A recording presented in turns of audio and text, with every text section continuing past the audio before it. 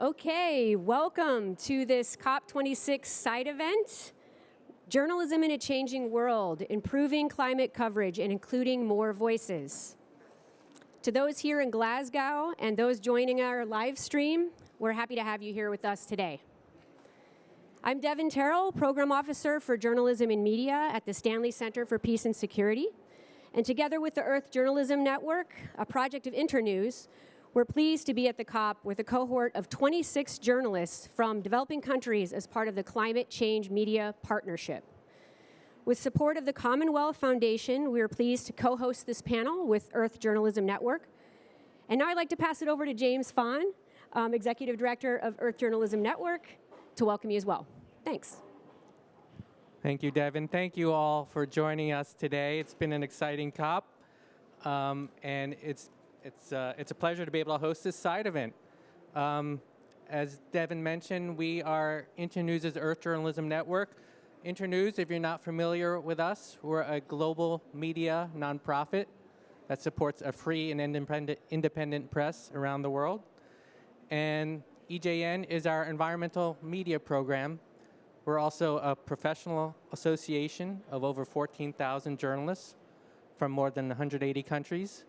We're dedicated to improving coverage of climate and environmental issues. So if you're a professional journalist and you want to join us, just look us up at www.earthjournalism.net, and registration is free. So check us out. We, through EJN, through the Climate Change Media Partnership, or CCMP, we've been bringing journalists to the climate summits since 2007, so I believe this is our 15th year. We've brought hundreds of journalists from all over the developing world to the summit so they can cover the summit for their home media outlets and in a way that is appealing and informative to their home audiences. And of course, that is more important than ever this year. I would like to wish my thanks as well to the Commonwealth Foundation and also the Swedish International Development Agency, which is supporting the CCMP this year as it has in years past, and also thank the Stanley Center. They've been such wonderful partners these last few years. So I'm going to turn it over now to our fabulous panel. We're very fortunate to have them with us today. I'm just going to introduce our moderator. Isabel Hilton is a London-based international journalist and broadcaster whose career spans several of the world's most well-known and well-respected outlets.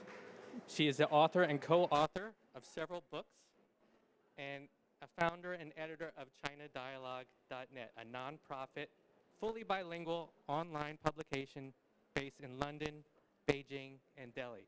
And let me just say, we've been fortunate to partner with China Dialogue for a dozen years now. Can you believe it? I know. And it's been wonderful. I'm going to let her introduce our panelists and turn it over to you, please. Thank you so much, James and Devin. And yeah, time flies when you're having fun.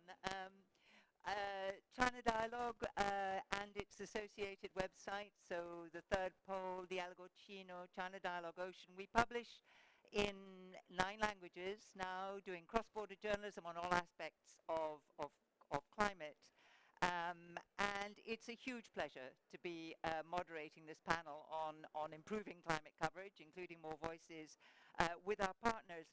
I think anyone who's here and sees the kind of push-me-pull-you of trying to organize, trying to advance the climate conversation at something as big and complex as this, understands that politicians tend to move faster when they're under public pressure. But how do the public form their opinions? Where do they get their information from? You know, we obviously in the media, we like to think that responsible media plays a big part in raising climate awareness, in communicating complicated economics and science and the social impacts of climate. But is it true? And if it is, how do we ensure that journalists themselves are equipped to deal with these complexities and that the right voices are being heard, or at least enough of a range of voices that events like this don't become too exclusive and too narrow? So that's among the subjects that we're going to talk about today, and I'm really delighted to be joined by this panel. All of them are graduates of the Climate Change Media Partnership. So they're all, to some extent, COP veterans. They're all brilliant. I'm not going to mention all the awards they've won, or we'd be here all day and never get to the conversation. Full bios are available. But I'm going to start on my far right with Fred Mugira from Uganda. Fred is the co-founder and managing director of Water Journalists Africa. Again, an award-winning water and climate change journalist. On his left, on my immediate right, Daniela Chiaretti from Brazil. Again, an award-winning environment correspondent. She works now for Valor Econômico in Brazil. She's covered many environmental conferences. She's been to the Arctic. And she's also a member of the Amazon Advisory Committee for the Pulitzer Center's Rainforest Journalism Fund, which we may hear more about. On my immediate left, Hongqiao Liu, Liu Hongqiao from China. Hongqiao is a Chinese journalist now living in France, and her many previous roles include working for China Dialogue. Delighted to see her again. And now she writes about China's climate policy for Carbon Brief, along with another former China Dialogue colleague, Liu Zhenqiang. And on my far left, Amy Sim. Amy's in Singapore. She has an extraordinary bio also. She's currently project manager for Internews' Earth Journalism Network Asia Pacific project, but her previous roles include, apart from being a journalist in Singapore, she worked for the World Bank and for Article 19, which covers a pretty broad spectrum. So, we're going to talk, but we also want to hear from you in the second half of this discussion. And for those online, we have an online audience. Please put your questions in the chat, and these will be relayed to the people here in the room. Now, we all come from and work in very different geographies. So I want to start by understanding from each of these distinguished panelists what the state of media literacy is on climate change in the areas in which they work, and how each of you assess the level of public understanding of climate change. Can we start with the voice from Fred, please?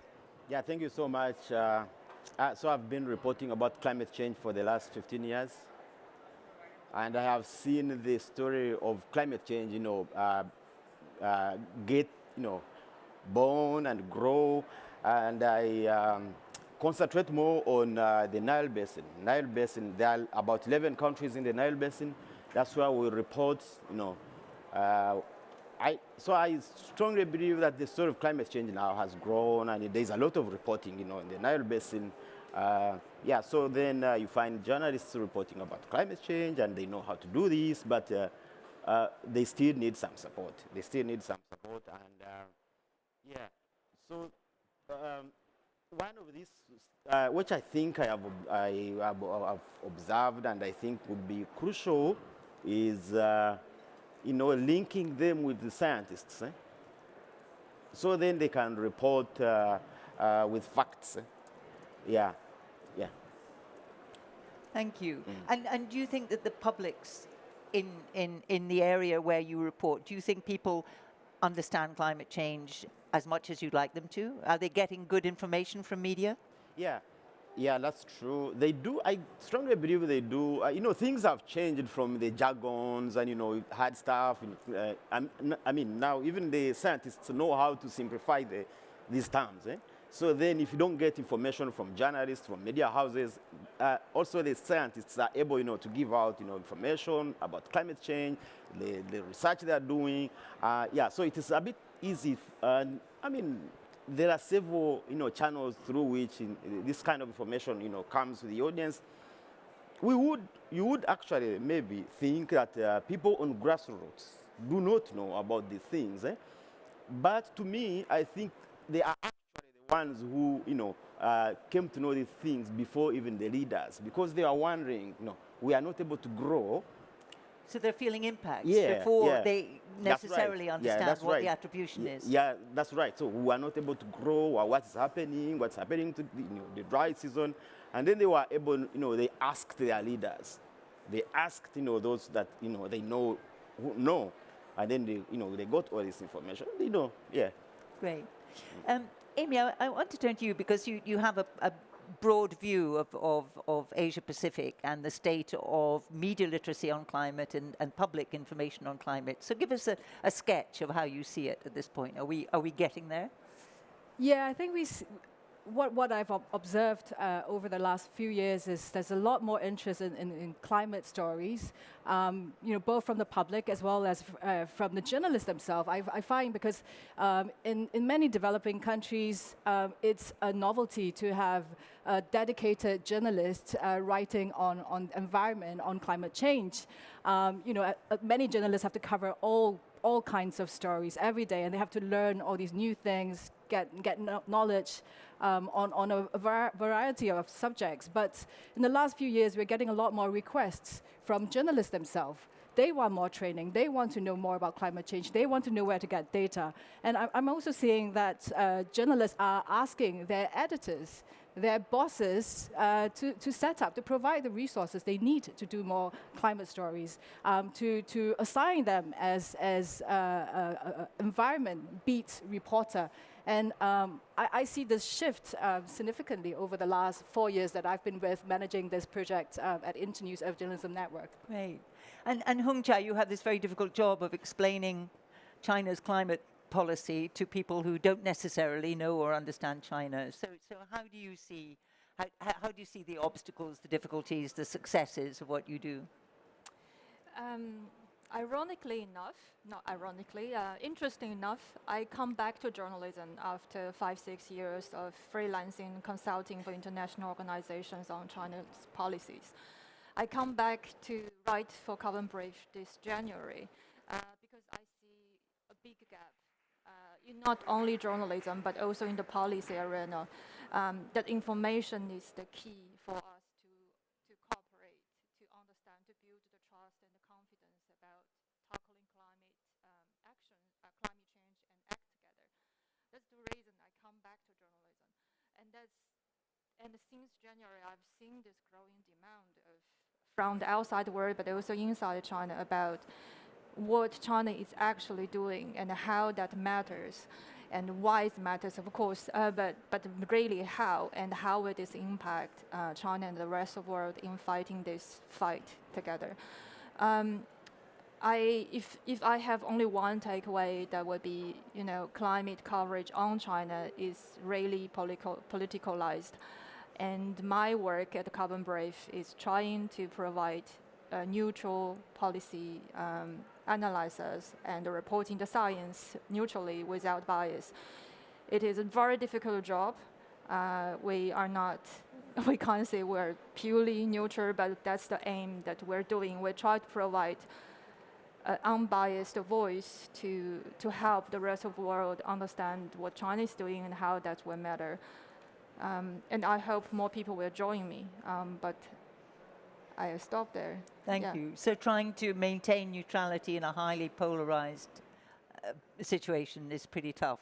Yes. Yeah. So Daniela, you come from a country which hasn't always had a good press on climate change, and yet you are valiantly covering climate change. What kind of pressures do you face in Brazil? Well, all kinds of pressures. First the pressure of a little bit what my colleagues were saying. So the pressures of putting this issue, which is the issue of our times, in a way that people can understand. And I was listening, and I was thinking that when the future is the moment where we are not going to have climate journalists, but journalists will be all about climate, so not with specialists in this issue. And so, well, the pressures in my country, on a way, they are very well known. Let's say that there is a big pressure to cover the Amazon forest and also the rights of indigenous people. So Brazil is a country, we speak more languages in Brazil than in the whole United Nations. We have more than 300 languages there. And the good thing is that all this situation we are living in the world and inside Brazil has, in my point of view, there is a growing interest from the young people and also parts of the society on the Amazon, on the indigenous people, and on other kind of issues that we are facing. So gender issues, race issues, and this kind of discussions. And if I may, the future for me is also, so for instance, all this group of young people that we are seeing and watching, moving and demonstrating outside here, a lot of them are teenagers, and I think that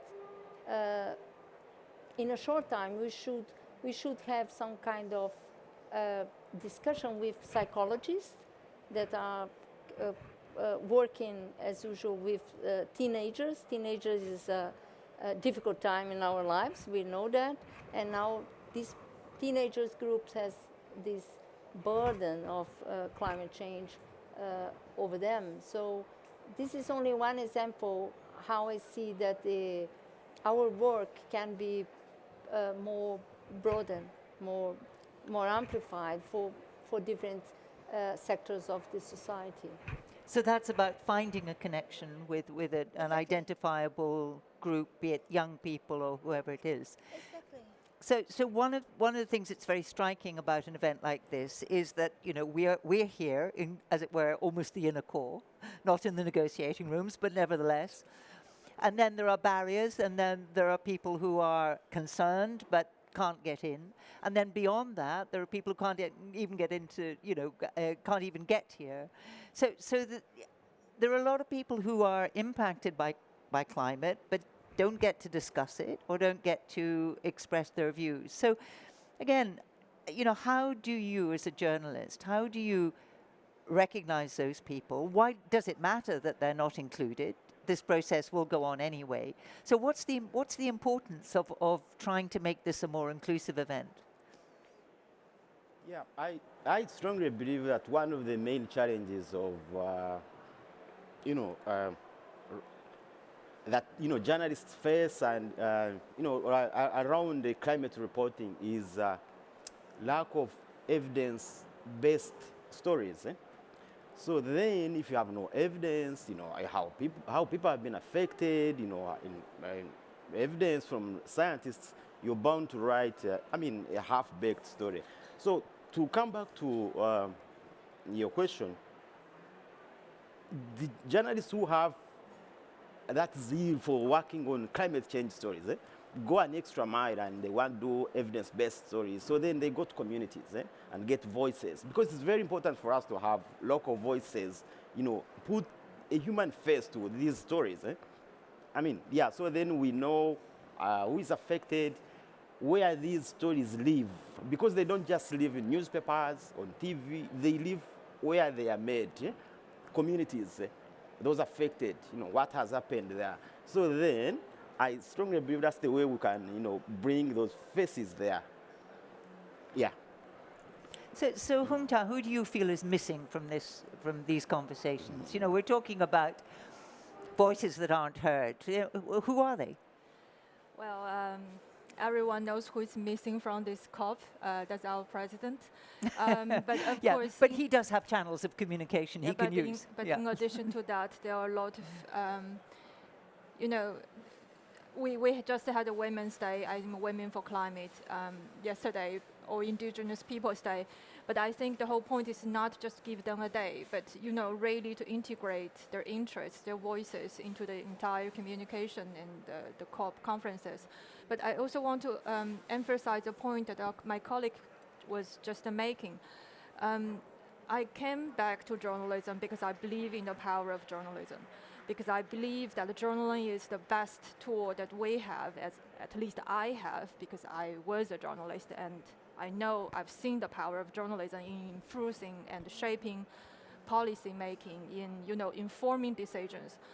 And our day today, when we cover climate, we shouldn't be just focusing on numbers, pledges, here and there, blah, blah. I'm not going to repeat that, but also go back to the stories of how humans' lives are actually impacted. I unfortunately didn't have chance to do that for quite a long time because I'm relocated to France.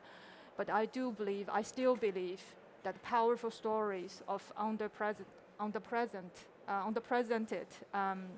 communities are powerful, and we should include more stories like that. We should encourage journalists to go out, to not just look at climate as a science issue, as a political issue, as an economic issue, but also as a human issue. So Amy, you are involved in encouraging and helping, supporting journalists to report climate better. From your perspective, why this emphasis on new voices, on people who are not? What does it matter? This COP will happen anyway. The negotiations will happen anyway. There are enormous interests at play. It must seem very remote to a lot of people in a lot of countries. It seems quite remote to people in the UK. Frankly, it's kind of bewildering process. So what's the importance of bringing in a more diverse set of voices? Yeah, this is extremely important. I think, we have delegates here who are meant to represent their communities at the negotiation table. They need to be able to represent the voices back home. And so, we bring journalists here to ask them questions, to interview them, to remind them of all the communities of the fishermen, the fisher folks, and the farmers, the refugees, the climate refugees, to represent their voices at the COP. I think it's extremely important. You get really, in an environment like this, you get really absorbed into all the technicalities, with all the things that are going around you, and it's easy to forget why we're here for. The same thing for communities back home. They need to know, what is this COP got to do with their lives? Before I came here, I was talking to a journalist friend. I'm going to be here, and this is a really, really important conference. And he's a journalist, but he was telling me, surely a conference won't matter that much. Surely a conference won't make a difference to our lives. I think this is coming from a journalist from Singapore. Not to mention a lot more people all across the world who needs to understand. How decisions made here are going to affect their daily lives, are going to affect their children. Yeah. And what are the obstacles to explaining to people like that how these decisions come about? Because it's a complicated and in many ways obscure process in which there are a lot of kind of hidden pressures working. How do you make that live for the people that you write for? How do you make them understand? Well, that's a good question. This is difficult. So first of all, thank you for having me here. I forgot. Thank you for being here. I forgot, yeah. And I have to say that I started covering the COPs in 2008 in Poznan with these people, the Earth Journalist Network and James and Internews. And I covered all the COPs from that one until now, all the climate COPs. And they are different, all of them, they are different. And so this question is an important question. And what I think is that it's complicated to answer in a very simple way, but for instance, I still miss the breakfast briefings when I was with a fellowship of this group, because there were, 15 journalists from different parts of the world reporting what they were hearing from their delegations. And then I have this sense that what is this thing? So every nation has a different point of view, and we have to and this is the only multilateral forum that the world has to solve this problem. And what I think is interesting from this place is that Tuvalu has the same strong voice of and power of the US or the China or Brazil. and how to translate this to people. I don't think we have to translate everything. I think that Article 6 is something that interests to a small kind of business and things like that. We don't have to explain that to our mothers or our daughters. Well, unless it turns out that Article 6 is a stumbling block for yeah, the... Yeah, exactly. so then you do. But right? adaptation is something that is important for everybody. And maybe we don't have to use the word adaptation, but we can explain what adaptation is to people. And this is important for everybody, I think. So maybe we have to choose some of the decisions here, and some are for everybody, and some are for, I don't know, somebody. Sure. So Fred, you talked about the importance of talking to scientists, and you talked about people who'd been impacted by climate change. But there are other aspects of climate change. I mean, I find when I talk about climate change, people often say, well, "So what can I do? Now that you've scared me, as it were, what can I do?" And I wonder about how much of the journalism in Africa is about African agency. It's about opportunity. It's about, how Africa might move forward on climate change. Is that part of the kind of understanding of what climate journalism should be? Yeah. It's true. When we report on these issues, and several media houses across Africa, when they report on these issues, they want to find out, how their audience will benefit from this.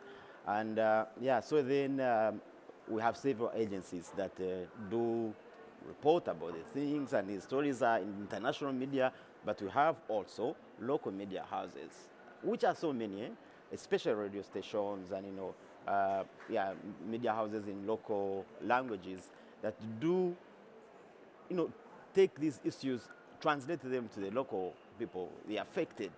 Yeah, so then we have presidency, we have, all this on ground. But maybe to link this to what my sister said, there's a challenge of several languages in Africa. You find there are so many tribes and languages, and then, like what you said, adaptation. It may be hard for us as journalists or media houses, to put all this in language that the local people will understand. Yeah, but I've seen journalists now try, and you see, currently you see kind of organization, or some organizations coming up, to simplify this, put terms down in local languages. So then we have these issues in the media, not only, target getting these from the international media, but also on local ground. Yeah. So if for all of you, if there was one thing that would make climate change journalism more powerful in your country, what would it be? Daniela, you start. You can have two things. Yeah, more effective, more removing an obstacle of some kind, or making what would make it all bigger, stronger, more effective?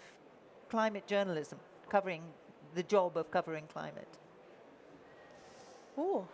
Let me think a little bit about it. Let's Maybe listen to the others. Yeah. Do you mean what do we need to make it more Yes, impactful? journalists.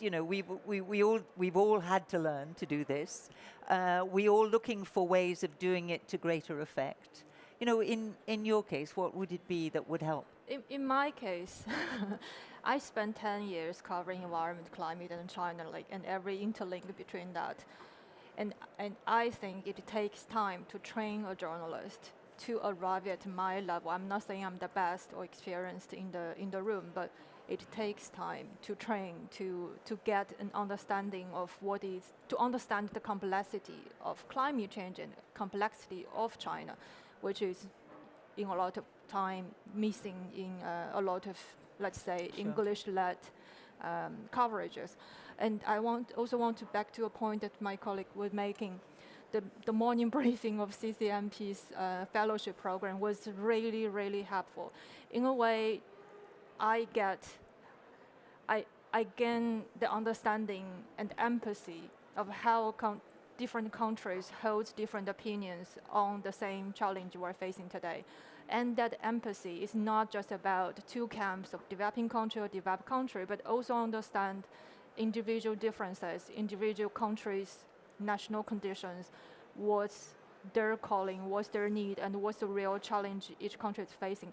And that is also the complexity I was talking about that often get too abstract in climate coverages these days. Amy, you have a very broad view of what journalists need, what support is needed. Daniela mentioned that I guess what we'd all like to see is climate change becoming part of everybody's job in the media. So the economics correspondent, the sport correspondent, the cooking pages, they should all be just taking climate as a baseline in some way. Do you think we're sort of getting towards that, or are we still siloed as specialized journalists? Yeah, I think in kind of a traditional newsroom setup, I think it's still very much siloed. And what we're trying to do at Internews Journalism Network is also trying to bring journalists from different beats together in the same room to see how we can better report on climate stories. And the other thing is in, coming to your question about what can you do to make climate reporting better? Investment in solid, good quality journalism. As the impact of climate change become increasingly felt, increasing polarization of contestation of the climate discourse. Yeah. It's extremely important for journalism to have the resources they need to bring out the voices of those who don't have the funds to put up press releases, to stage press conferences. Those voices are the ones who are going to be most impacted by climate change. Sure. But they're going to have the least resources to get their voices heard. And the media needs to play a really big role here. And of course, we all know that the media is in a crisis itself. The industry itself is facing a huge crisis in terms of funding and resources. And this is going to be extremely important. I really hope that good quality journalism will get the resources it needs to do solid, good climate reporting. And we should maybe acknowledge that philanthropy has really stepped up in this sphere. That for what you do, but also we're a not-for-profit media, and there are many other examples. We'd love to hear from you, so please, let me know if you have a question. Again, a reminder for those who are watching online, please put your questions in the chat and we will voice them here in the room. I don't know how many of you are attending your first COP or how many of you are journalists. So let's ask, how many of you are journalists in the room here? Oh, yeah, okay, a fair few. Is this the first COP for any of you? Welcome to the tribe of the bewildered. If it's any consolation, you will probably remain confused for quite a few years, and it's always very hard to suss it out. We have a roving mic. If you have a question, either a question about how to best cover this, a question about the experience on the panel, just let me know. So while we're waiting for you all to gather your thoughts or overcome your shyness, Daniela, you talked about the challenge, Brazil, an enormous country, not always with a government favorable to the climate discourse, and a country which houses one of the most important resources on the planet, the Amazon rainforest. And you're part of an initiative, again, a not-for-profit initiative, to overcome the obstacles to covering that effectively. So first of all, tell me what those obstacles are and how the Rainforest Journalist Fund tries to overcome them. Okay, thank you, Isabel. First, I was thinking. Is that all right? I can hear you. Okay. I was thinking about your previous question, and for me, one thing is to bring stories and to have more stories about the Amazon. because the Amazon is half of my country, and it's a mystery for me, as it's probably for you. So what we are trying to do, the Rainforest Journalist Fund, it was an initiative from a colleague, a friend, Jonathan Watts, the correspondent of environment from The Guardian. And 5 years ago, he worked in China, and then he worked also in Brazil, and we became friends. And 5 or 6 years ago, he called me and he said, Daniel, we are working and writing about the Amazon, but we are not saving one simple tree. So we should do something different. And I said, do something and I will support you. And then he came with this idea of creating a fund for trying to improve more journalism. And he succeeded. We are part of a small steering committee of journalists from there are 6 or 7 of us, and we give. So he set this idea for the Norway government, and all on a sudden we have this fund for the Amazon, for the Congo Basin, and for Indonesia. Our idea is to give grants for people there. So this is a big challenge, because we are trying to hear the voices from the indigenous people, from the communities, from the people that are there, to tell us what is going on. As opposed to the big person parachuting in from the New York Times or whatever. Exactly. It's a kind of different movement, right, which is challenging for us, because it's also difficult.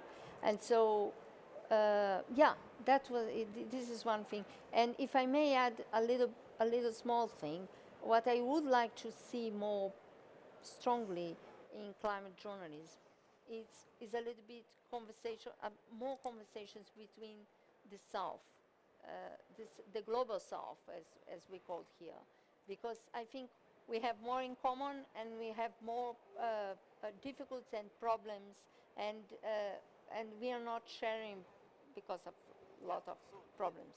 Okay, I'm going to take a question and come back. Can you hold that thought? How about, there's a question up there, I believe. Thank you very much. Can you hear me?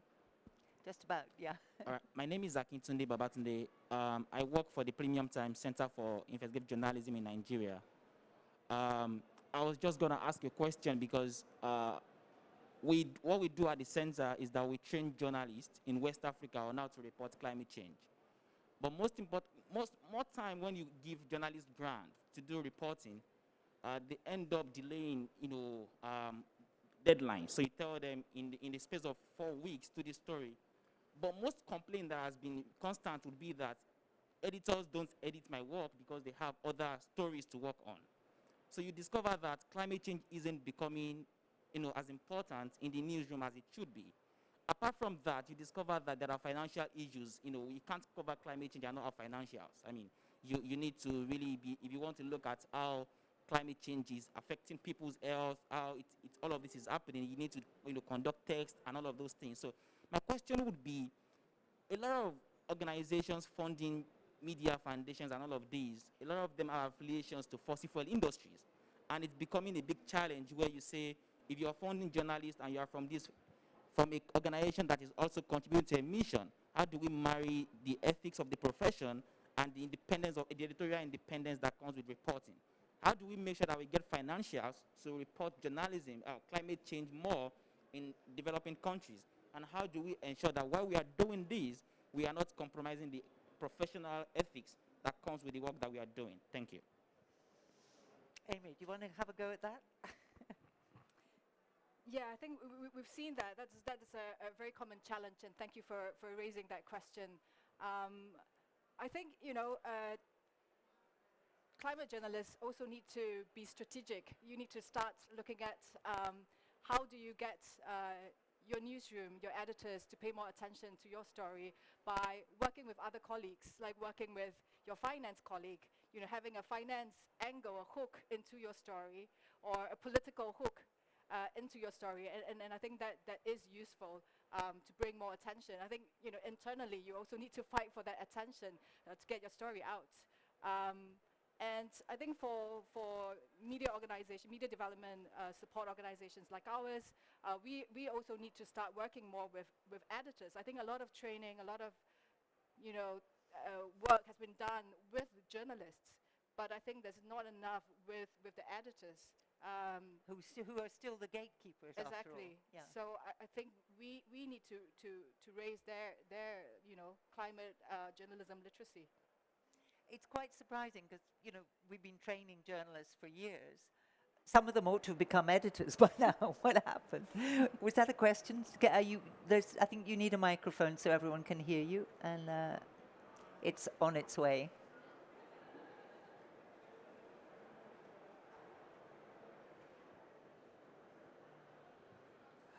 Hi, my name is Sibi. I'm from India. I'm a journalist from India and part of the current cohort of the CCMP. So I'm curious to know, since all of you are veterans of various COPs, there's been a lot of talk about this COP being made inaccessible. So I'm curious to know some of your opinions on whether it's a structure is like flawed by design to reduce transparency, or has this always been the case in COPs? Because personally, like, I've had a lot of trouble, especially in the first few days, to understand what even if it's technically available, there's been like issues accessing the discussion. So what is the value add? You know what I mean? So yeah, I'm curious to know your opinion. Sure. Would anyone like to? And I just want to add, if it is flawed by design, what would you think is the reason for that? Like, we ought to factor in a pandemic and a mass event. So just as a first thought, but you're a veteran. My sincere opinion is that things have changed because of the pandemic. Yeah, I've been supported by EJN to go to Paris, Poland, and I saw the infrastructure, stuff like that. How these conferences were perfectly arranged. But you see, when you put in consideration the issue of the pandemic, things here had to be toughened. For example, accessing plenaries and stuff like that, press conferences. Yeah, you have to protect people and also do this. But also, I want to take this chance to answer the part of the question that Yes. that guy asked. So I strongly believe that the role of journalists goes beyond what those in power or with money want. Yeah, so then if you get money, you fund it and you get money, and you find it a challenge that you can't do stories around such projects and stuff like that. I think your role as a journalist is to go beyond what those guys want. What we have done in the past at Infonile is a geojournalism platform which I co-founded so it focuses on the Nile Basin. What we have done in the past is to collaborate. I think the word there to underline is collaboration. If you are not able to do this, work with some other person who can do it. Yeah. I think that's a really important point because, you're an example. You're using you're using data, using new techniques, using geojournalism. Not every journalist, not every storyteller understands how to work that. So, again, collaboration is key. Do we have? We can keep talking. Yes, question up there, and I think there's a lady with the microphone. Why don't you ask the question since you have the microphone? And then we'll go up to the back. Yeah. My name is Disha Shetty, and I'm part of the. I'm from India, and I'm part of the CCMP Fellowship's current cohort. So I'm wondering that, given that we've been talking so much about hearing underrepresented voices, now in places like the COP, it is still all the people coming here are either from the government or from big NGOs, from big organizations. And when we are covering COP and putting too much focus on events like COP, aren't we also just amplifying the already amplified voices? And what are the ways or tips that you can give journalists like me currently covering COP on ways to sidestep that? you're basically saying, are we making it worse here? Okay. Could I maybe take the second question while we, or get the microphone up there while we respond to that? Does anyone on the panel have advice for someone who worries that we're just reporting the powerful here?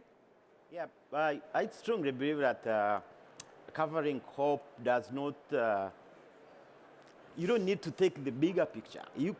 It's like, EJN will bring you in a lake, there's fish, and then they would say you go and catch fish. So you don't need to write the whole, the stuff like all the fish in the lake or maybe about the lake. You need to localize your stories. When you come here, you have your delegation. You know what your audience wants. You will be able to, to find them here. We have had a challenge, for example, of finding local voices here, youth, farmers and stuff like that.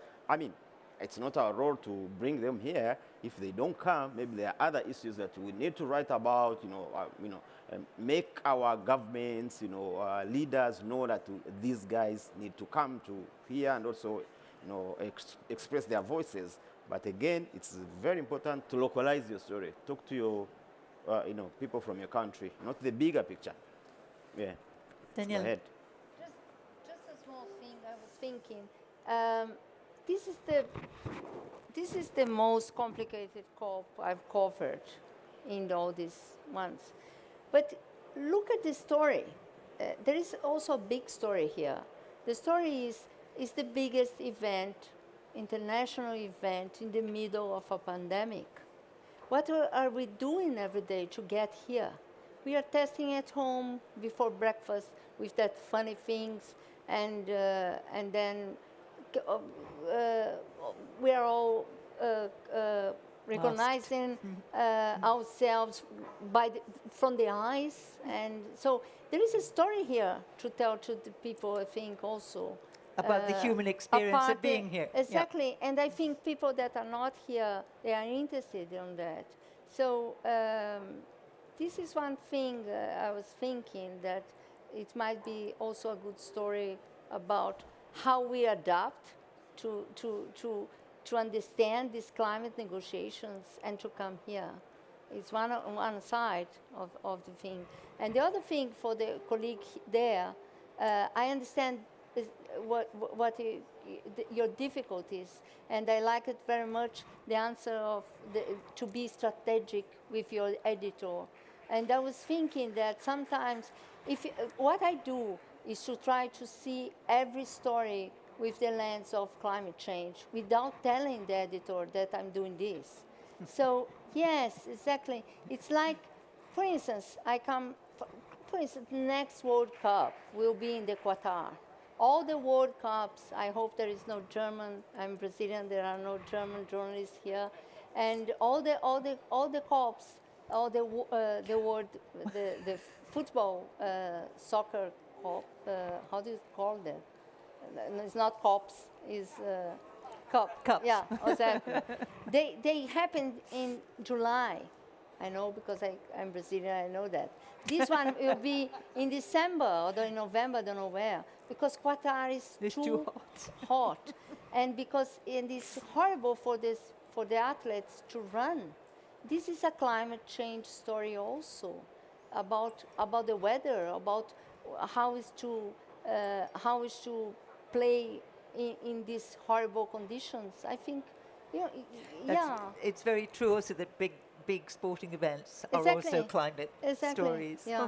Yeah, I agree with everything that have been said about the local stories, more voices, but I want to address something about reporting on the most powerful and the influential people or groups, because that's still important. That's strategically speaking, tactically speaking, that's the most important thing if we change their minds, we change big fossil fuels strategy a little bit more year by year, that will make very, very big influences.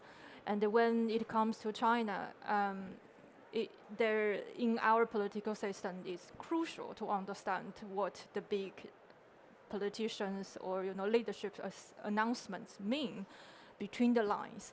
And that, for me, that's what I'm doing. As I said, I agree with everything that have been said about local voices, different voices, stories, human stories, which I haven't been doing for so long. I chose this. I chose to interpret what the government's documents mean, to decode that policy for a reason, because that's lacking and that's crucial, and that will also make a difference. And what we need is not just one or another, we need the entire ecosystem of local stories, human faces, but also deep understanding of what these announcements, international cooperation, politics, infights, all this. We need to bring all this to our audience. High quality journalism. And it shouldn't be a competition. It should be, we should amplify all voices, but again, strategically, in a strategic way. Yeah. Great. I think there was a question up the back. We have a question from one of our live stream viewers. As a reporter, I noticed that as environmental stories become more prevalent and as they've entered the political sphere, my work has become increasingly scrutinized and not in a way that I like. Have other environmental journalists operating in countries where the environment is seen as clashing with economic interests noticed the same, and what can be done about it? Daniela, I think that might be one for you. The economical, yeah. So trying to cover the environment and climate in a national context where there are powerful interests that argue against, essentially. Well, this is something, we are journalists, and we have to see this thing for a critical point of view always. So everybody has interest in here. And there is a big story that is the geopolitical framework. We cannot be naive here. We are trying to tell the story to our public, but there is a big fight here between the big emitters, and we know that. So, and this is an interesting co-op because the private sector suddenly wake up, and we have a lot of business voices here, which I see they are important. As we know, the private sector is important, but we also, as journalists, we have to think what are the interests. This thing is about saving the planet, not saving our own assets. So we have to have this in mind, I think, and see everybody how they are helping and their interest. And this is difficult to do, but we are journalists, this is our task, and we can do it. But yes, everybody has a lobby here. There are the green lobbies, everybody has one.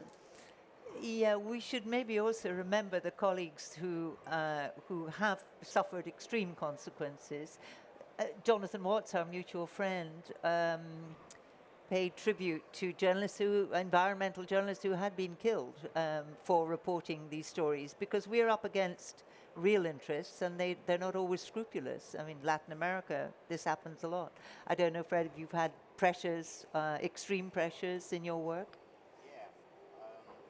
Pressures do come, especially, from the big, transnational companies, the way you report about them and what they are doing, But I want to repeat what I said, that our role, our duty as journalists, goes beyond what those in power or those with money want. If you understand this statement, you will know that your role is to go out there and write your story. But, you don't need to lose your life. You must know, how to do this. You've had these challenges writing about, stories about environment, not just climate change, wildlife. But we go ahead and write these stories because we think it is our role, it's our duty to do this. And then you kind of adapt. As you write these stories, you adapt. You know what to do. You know who to interview. You know sources.